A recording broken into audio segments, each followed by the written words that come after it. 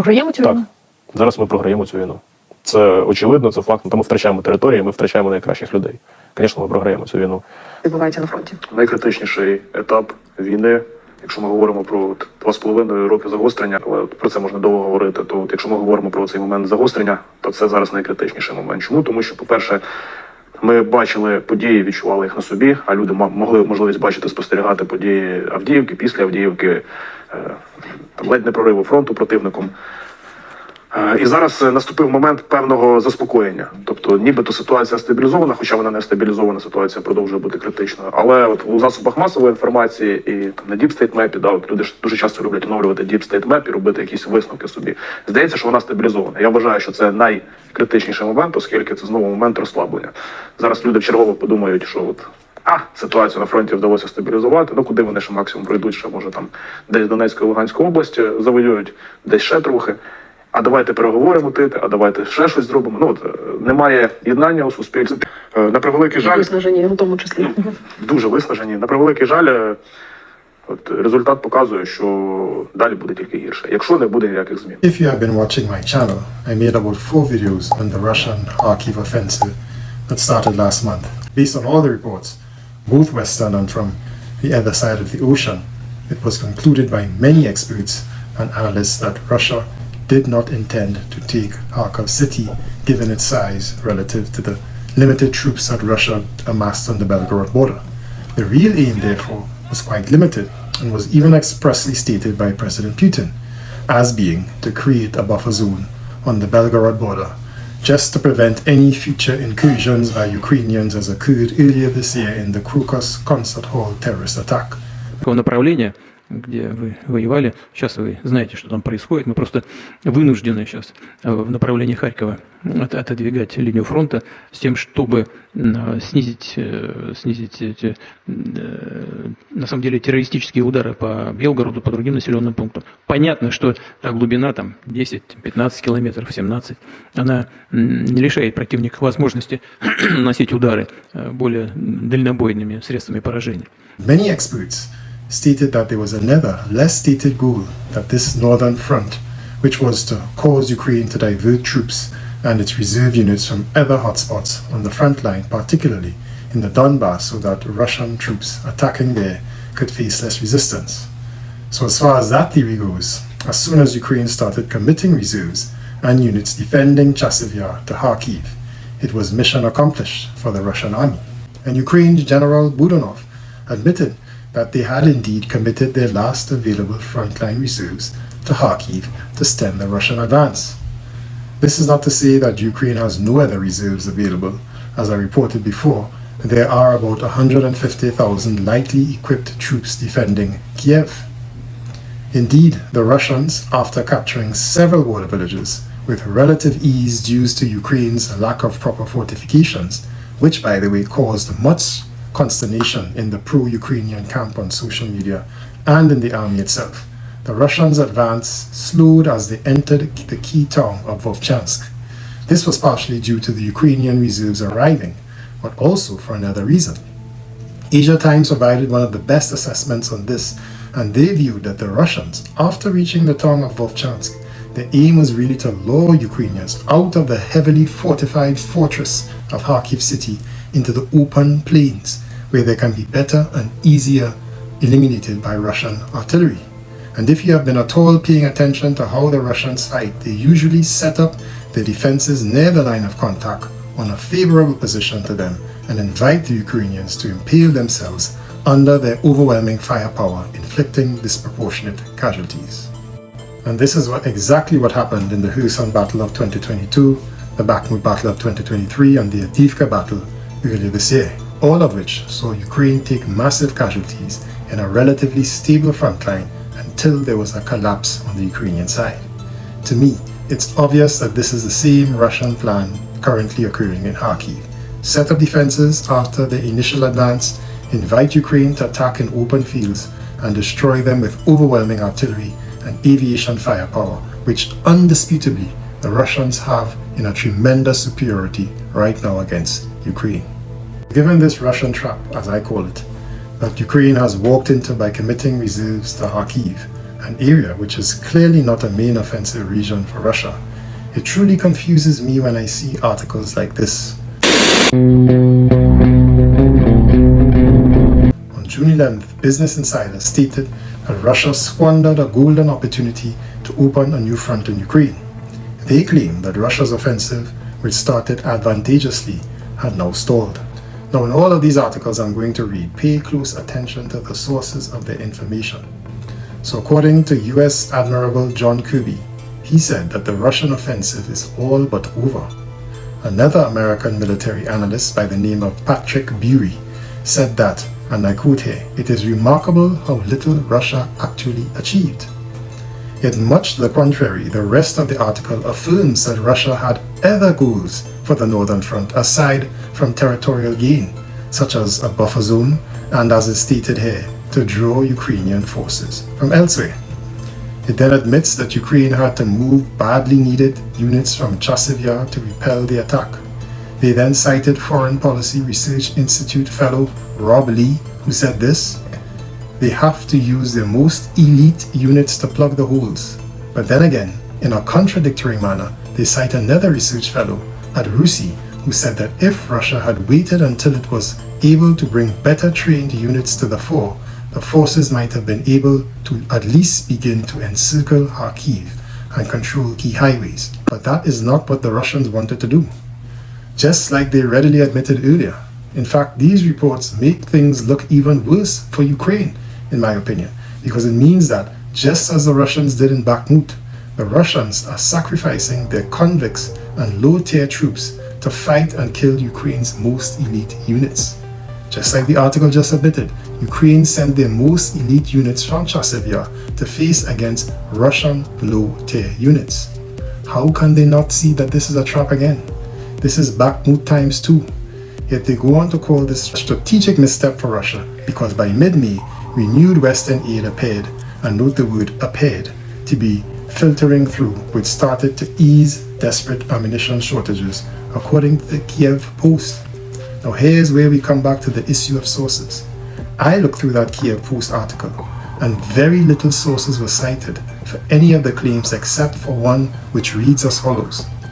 For the first time in the 2 years of the war, none of the combat brigades complained that there are no artillery projectiles, and this has been the case for the past 2 months, Zelensky said. Yes, President Zelensky is the source of accurate information about Ukraine. Let that sink in. Now here's where deep research becomes so necessary when following this war, and that is why you have me, my friends.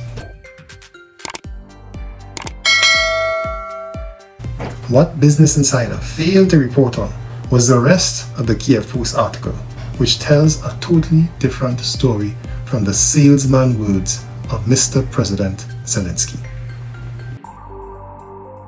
Ukrainian military journalist Yuri Butasov, in a March 17th editorial, criticized Zelensky for what he described as misleading the Ukrainian public about the shell shortages. And listen to this quote: "Artillery ammunition is available in quantities sufficient to crush all attacks and launch effective at no location on the front," he said. In other words, Zelensky is lying.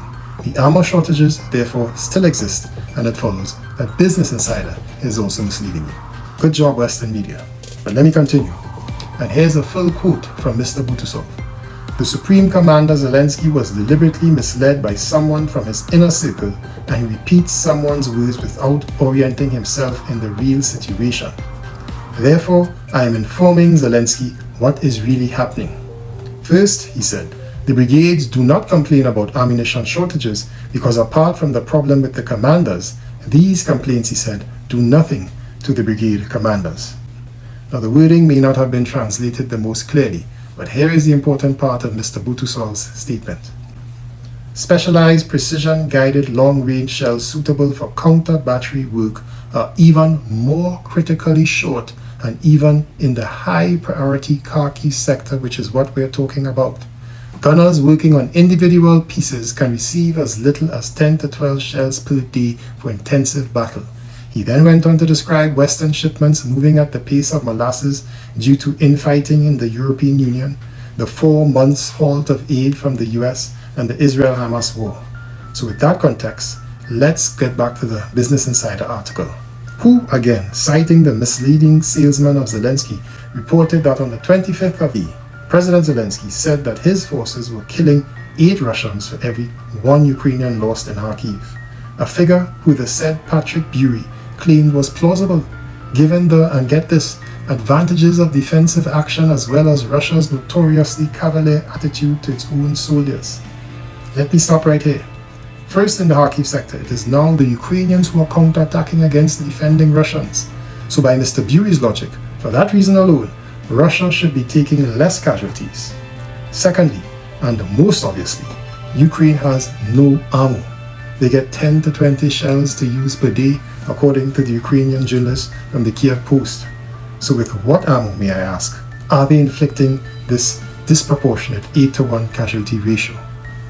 So I'm going to stop reading this article, and along with it, I can probably throw some of these others in the trash bin, like this one from the Kiev Independent, claiming that Russia suffered astronomical losses on the Kharkiv front, according to a NATO source published on June 13th. I'll just give you the first paragraph.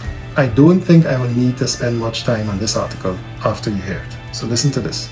Russia suffered astronomical losses while attempting to advance in Kharkiv Oblast, according to a NATO official who spoke on the condition of anonymity during a NATO defense ministers meeting in Brussels. Why are you afraid to state your name, sir? And what does a NATO official in Brussels know about what's occurring on the front line? Who is that unnamed NATO official's true source? I'm guessing it's President Zelensky. Now we're going to get into some of the more interesting articles. The Guardian on June 16th claimed to have a Russian soldier as their source who said his army is suffering heavy losses in the Kharkiv offensive. He goes by the name of Anton Andreev, who said that 12 out of 100 units remained alive from his unit. Needless to say, that is a very small amount of casualties, even if true. But anyway, let's take a look. Anton Andreev, according to The Guardian, is a soldier from the 5th Company of the 1009th Regiment. Now, as to the obvious question of why and how a Russian infantryman is speaking to The Guardian, well, the newspaper claims that Andreev said this in a video message. The link was curiously not provided. But later on in the article, however, they referred to a video clip, which, when you click on it right here, takes you to a Telegram channel. But it seems that the clip was either taken down, as it is no longer a valid link. This, of course, in any event, directly contradicts the Kremlin's statements, who, as stated by The Guardian later on, claims that Russian losses were several times less than the Ukrainian side. Two conflicting stories.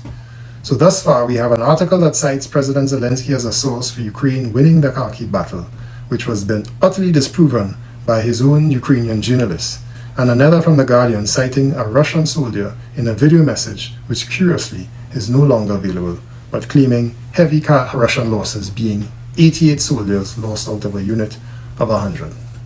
Not very convincing, to say the least, especially given the chronic ammo shortages Ukraine faces, as well as their manpower shortages. Conscription officers have a fearsome reputation for dragging people off buses and taking them to conscription centres. These officers are on the hunt for draft dodgers. It's hard to find willing soldiers these days, so now it's the law for men to register so they can be called up. Are you part of the problem? Because people are hiding from you, they're scared of you. Look, some people react aggressively towards us. Others run away from us. This happens often. I don't think these people have been well brought up. These guys are having a pretty difficult time finding people who are eligible to serve, and they do accept that some people are hiding from them. And as to that point, also on the 16th of June, same day as the Guardian article, Washington Post examines Ukraine's manpower shortage. First line reads, to fill a critical shortage of infantry on the front line, Ukraine has embraced one of Russia's most cynical tactics, releasing convicts, even violent felons who agree to fight in high-risk assaults. But let not that paragraph confuse you. Russia does not use convicts because they have any manpower shortage. The latest figures suggest Russia has a 700,000-man army in and around the SMO zone, and volunteers continue to flow into the ever-growing Russian army every month. Rather, the Russian use of convicts is an age-old strategy that they use from the Mongol Empire. The article described Ukraine's army as being depleted and exhausted after more than 2 years of virtually non-stop fighting. Well, yeah, that's because Ukraine is unable to rotate their troops to give them rest due to their very exorbitant casualty rates. In Ukraine's embattled east, Chaplain Yevhen Sevchenko is with the military's 93rd Mechanized Brigade. And on Sunday, he helped visibly tired troops at a temporary base in an undisclosed location. Now, as to the claim that Western weapons have arrived that many pro-Ukrainians like to claim on various social media platforms, I ask, how does that claim stand up to articles like this from Associated Press on 17th of June, which says that Ukraine employs a flexible defense while waiting for new Western ammo to get to the front? I like how they invent terms to mask the beating that Ukraine is taking. Flexible defense. What does that even mean? To me, if you have a defense line that's supposed to stand up to an assault and it's flexible, then that means it's a shitty defense line. Anyway, so it says that although the influx of Western weapons has shrunk Kiev's artillery disadvantage, Moscow's forces are still gaining ground along the shaking front line and will likely continue to do so throughout the summer, when drier ground and longer days will only aid their push.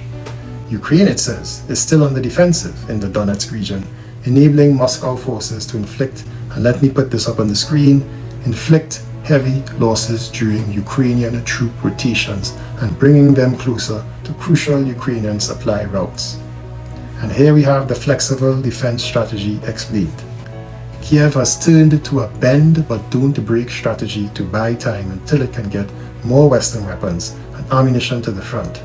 By ceding some territory, Ukraine has been able to fight from better defended positions. Bend but don't break. Flexible defense. Fancy words that mean to me retreating or losing ground, as is confirmed by this Newsweek article, who on the 17th of June listed the new Russian gains in a town called Seversk, which is 25 miles north of Bakhmut and which has been quiet for a very long time. Russian forces were relocated west of Rozhodolivka, just south of Seversk. Last week, Russia seized another town called Novopokrovsky and another town called Maximilian Ivka in southern Donetsk on Friday. Russia also continued to advance on Chasiv Yar, particularly on the northern flank near a town called Kalinivka. Russia was also advancing west of Avdiivka, near towns of Sokil and Umansky. So my friends, contrary to The Guardian and Business Insider and all the pro-Ukrainian accounts who like to delude themselves with creative hope statements, the factual report suggests that Ukraine's ammo and manpower shortages continue and see no serious abatement. And Russia is simply advancing everywhere across the front, except perhaps in Kharkiv, where they simply have no intention of doing so, because Ukraine has obliged them by sending reserves into an obvious meat grinder trap. Nowhere on the front is Ukraine seeing any success. Instead, its defenses have become extremely flexible, bending every day backwards until it breaks again like it did on the Cherokee. How long can Zelensky keep this facade going?